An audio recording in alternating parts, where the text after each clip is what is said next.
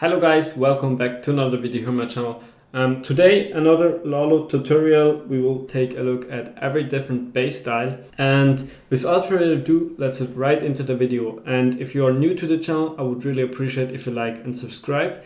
And if you have a very good recommendation for me, which army I should try or a tutorial type that I should do, please let me know down in the comments down below. And also I have a short question for you.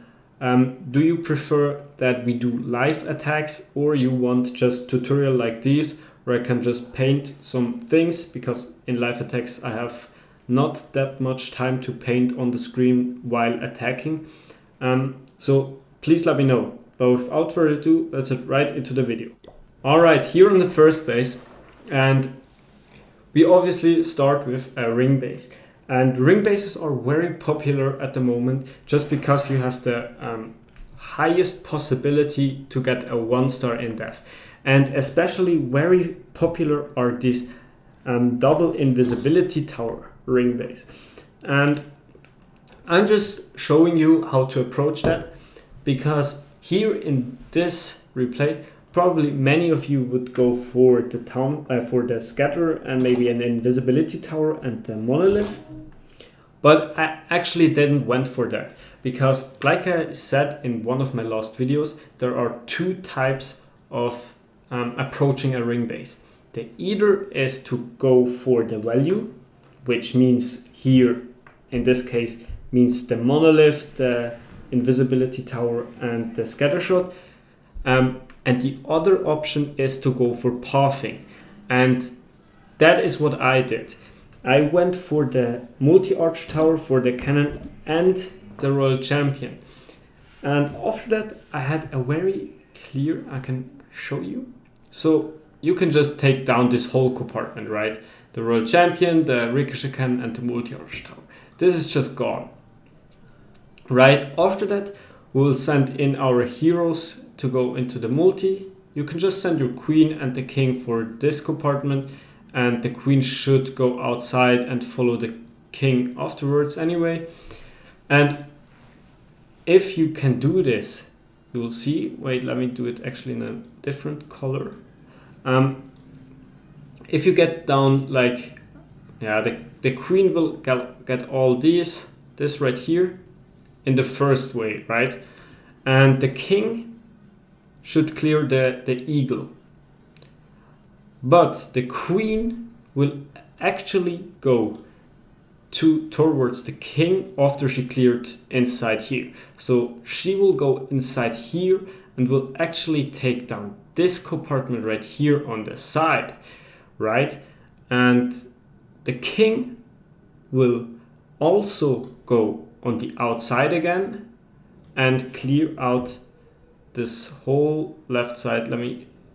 This right here all on the outside. And after that, you can see already that there is smooth path. Like this is the rest that is left, like kind of these. So you have this line if you think that this right here is gone. If you think the middle compartment is gone, you see you have this line. Maybe this one is a little bit more on the outside, but you see right here you have this line, and that is what you want. You can actually go a little bit above. So, and the plan is you have these two invisibility towers, right? So they will pop if you send a blimp into it. And after that, this whole compartment in the middle is just gone. So your loons beautifully will path on the outside and go to the backhand.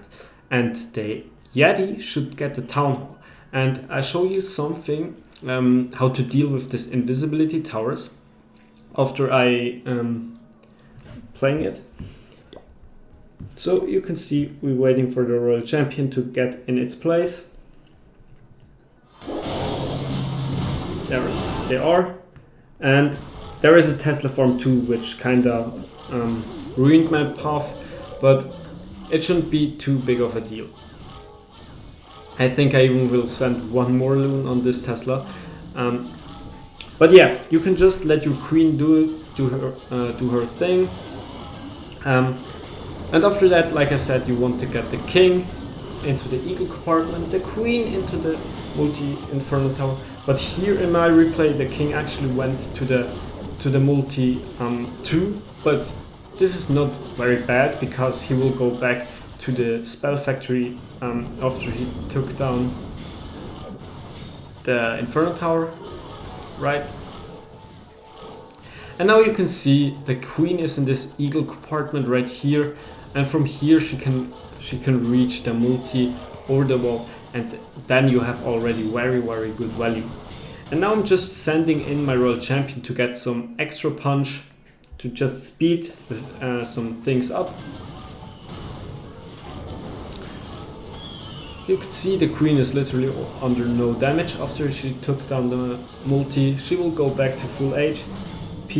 And now I'm starting with my Lalo, and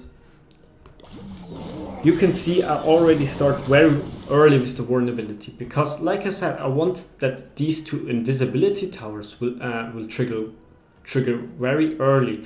So by the time that I cleared this compartment right here, these two should pop, which means that all my loons will go on the outside and that no loon will die through the Giga Poison. And a very small detail, I don't know if you see here behind under the warden there are some headhunters, and I tried to delay them as late as possible, because as you can see the queen run after the lava hound on the air defense, and the only way how you won't get an air hero if you put the headhunters in ability is if the queen is chasing a lava hound. And I saw this, so I tried to send them in as late as possible, so that queen maybe will come back until the headhunter are in its place.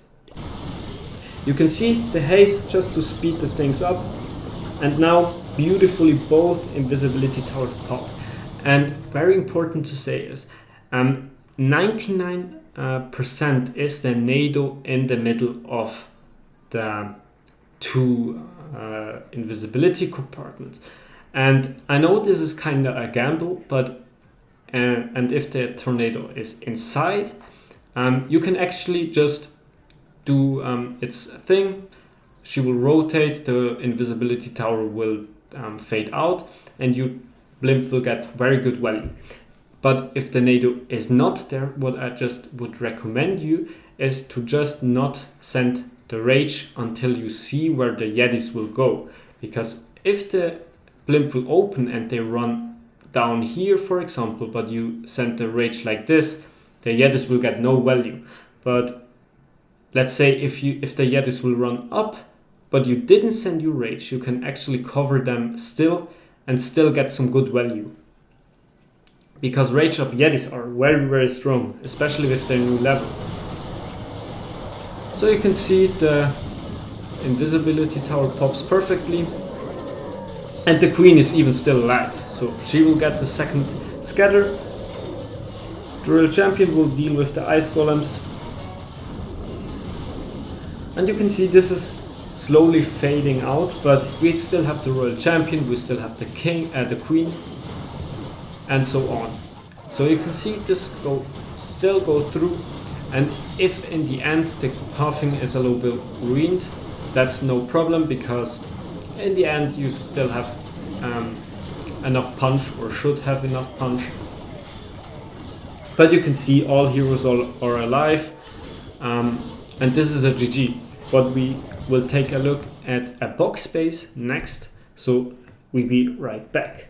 Next, coming up with a Boxbase, and you can see here in this Boxbase you have good value for the Zaps, but if you think you go for the value with the Eagle and the Scatter and the Inferno Tower, you can sure do this, and it is very good value.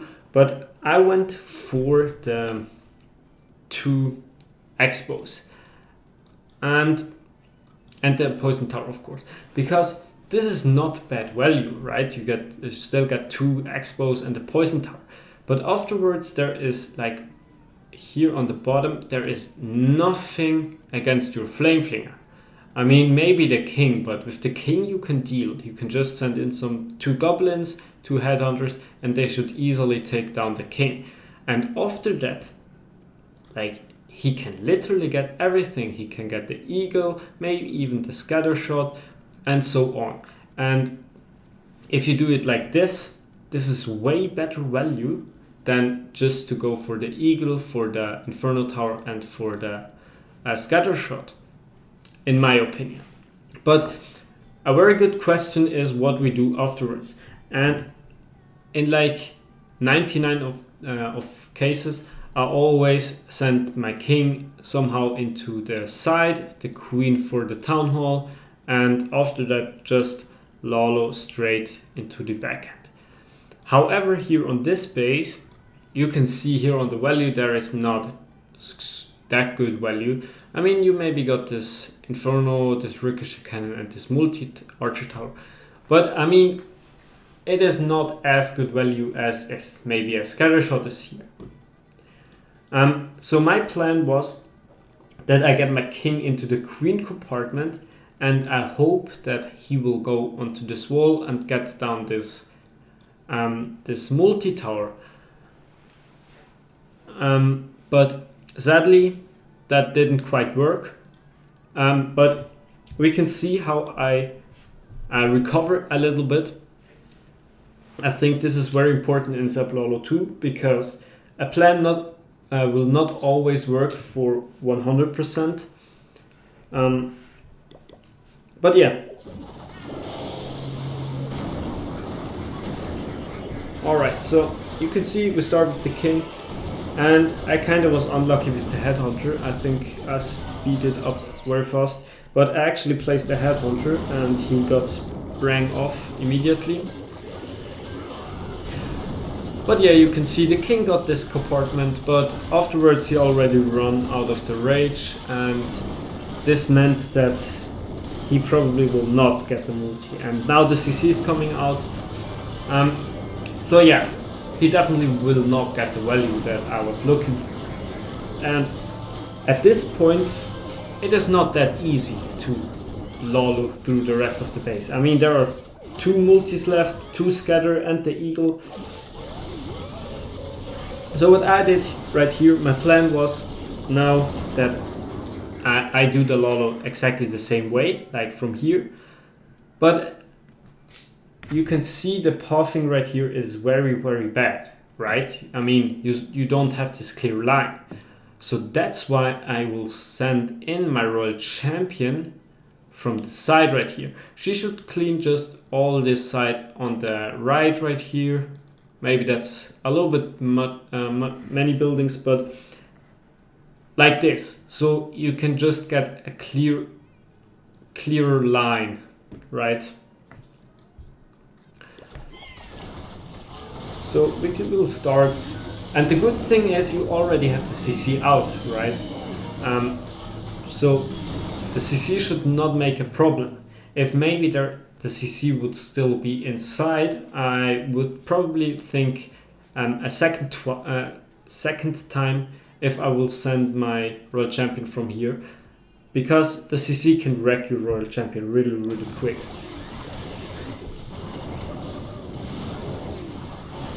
So you can see early warden ability as always. And now the royal champion with some cleanup from the right side, or never mind, the minion just flew into the multi inferno tower. But here you can see the loons are splitting a little bit onto right here. But if these few buildings right here are gone, there is not that much left for the Lalo.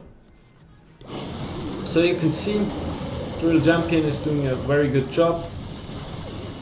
And now you can see I start with a small Lalo from the top, right? And this is just because I see here in the core right here is a lot of damage.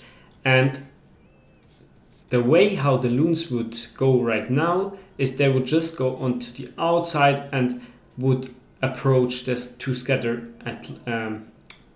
at lost buildings. So I did a small Lalo from here to just get down these few buildings here, which means that the Lalo will go inside the 2 scatters faster. And this means that it is going through quicker and just without less damage, or with less damage, I'm sorry. So you can see, even though the king didn't got the value, this is still crushed. We still have 6 loons on standby. But we still take a look at Diamantbase, at the last one. So yeah, stay tuned. Last but not least, a Diamantbase right here. And I would say this base is kind of popular. I saw it a lot of times with these 2 rage compartments. And this is very good at the moment, especially with the Root Rider nerf. And by the way, please let me know down in the comments below if you actually see this Root Rider nerf, because I don't. I actually don't see any change. But here, to this base, I already forgot to tell you my base or my plan. And I saw that right here on this side, there is nothing against your Flame Flinger, right? So you can take down the Scatter, you can take down the Ricochet Cannon, the Spell Tower, and so on with the Flame Flinger. So at that point, I already knew that I will go for a Flame Flinger from the bottom side right here. But the question was what to set. And as far as I remember, I was thinking a long time about what I should set, because here in this base there is nothing too crazy that you can get. Maybe probably the best thing is the Rage Tower, the multi Arch Tower, and the Scatter Shot, and the Queen. That's probably the best value. However, I already take these buildings down with a Flame Flinger, right? So I will not go for the Zaps right here. And the next best thing is, in my opinion, the multi-arch tower and the expo right here. Maybe what was a good idea too is maybe to get this Inferno Tower, if I think about it in the if I see the replay. But let's go in. We start with the Flame Flinger. He will beautifully go directly onto the Scatter, and you don't really have to worry about the Queen, because you will take down these buildings with the Zap, right? So after the Flame Flinger will go onto the Scatter, or as soon as he take it down, he will go to the Ricochet Cannon, which means he will go up, so away from the Queen. So you don't need to worry about her. But what you worry about, or what you need to worry about, is this ground ball right here. Because if we take a look at his range, you can see after that Scatter Shot is destroyed, he will definitely get in range. So that's why I will place my king to tank for it, right? My plan was to get the king into the Town Hall, because there is not really good value if we just go into the expo compartment. So I think the Town Hall is very stacked, so very good for the Gauntlet. You can get everything, and actually with the Queen you can just form a funnel. So what I did, I tried to get the Queen around here. Maybe she can get the other expo on this side, and the king should just go inside here. So let's continue. And the Queen already take very much damage from the Flame Flinger.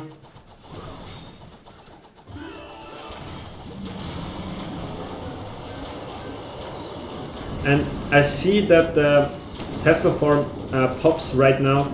So that's why I actually popped the ability, I think, on this Wizard Tower right here. Because after these 2 buildings are destroyed, the nearest target is the Warden, so the king will go in.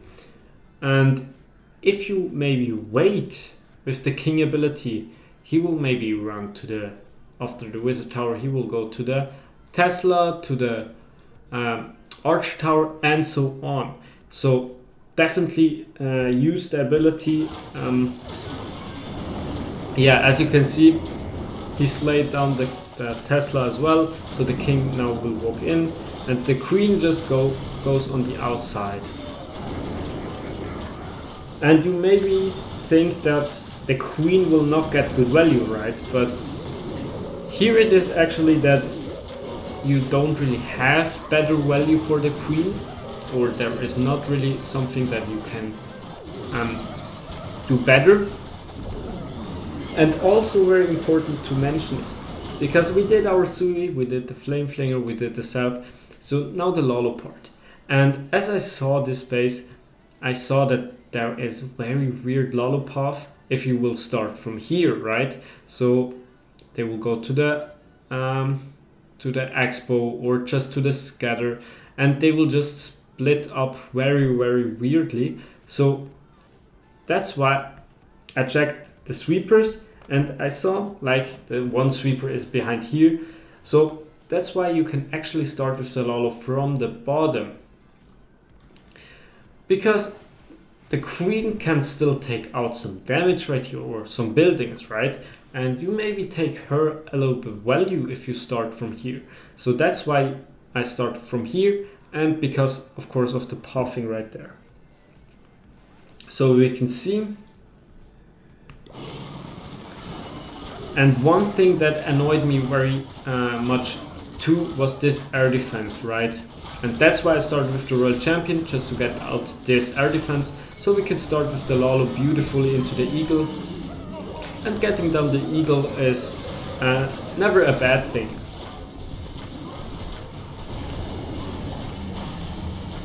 And now with the Warden we try to protect the Royal Champion too, so that she can regenerate health again.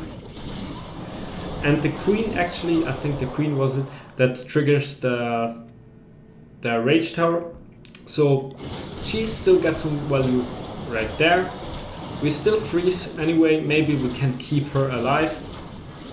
But in the end it doesn't really matter, because as you can see, our Royal Champion is still alive, fighting the CC on the bottom, and a huge group of loons.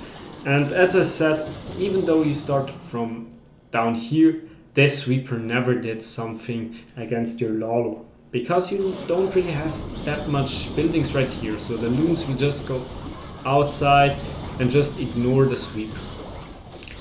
But that was it with the video. I hope you enjoyed, and if you did, I would really appreciate if you like and subscribe. And now, peace out.